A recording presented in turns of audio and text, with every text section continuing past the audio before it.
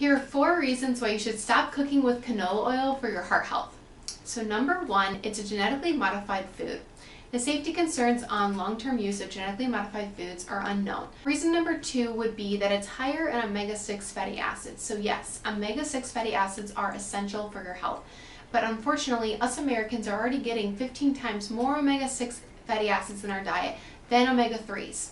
And it's a ratio between the two that determines our heart health. So we really want to make sure that we're getting in more omega-3s since our diet is already rich in omega-6 fatty acids. Omega-6 fatty acids are actually linked to more inflammatory conditions such as obesity and heart disease. Get those omega-3s in. A good food form would be salmon once a week. Third, it's highly refined. So canola oil goes through several different processes to make it a refined oil.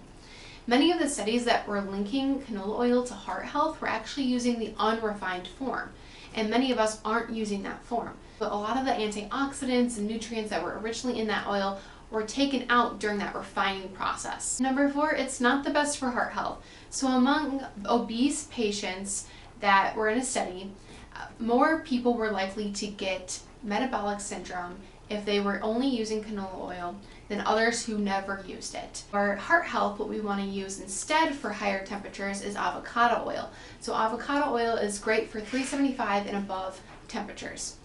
If you're looking for something that is for lower temperatures or as a dressing, olive oil is your next best choice. This is rich in omega-3s, it has polyphenols, antioxidants, it's so good for your heart health, and there's been studies linked with it. These are the best 2 next oils to use if you are concerned about your heart health. Until better studies are out there with canola oil, then I would suggest switching that out for olive oil or avocado oil. With this tip, go ahead and follow me for more tips and tricks on health and wellness. Thanks.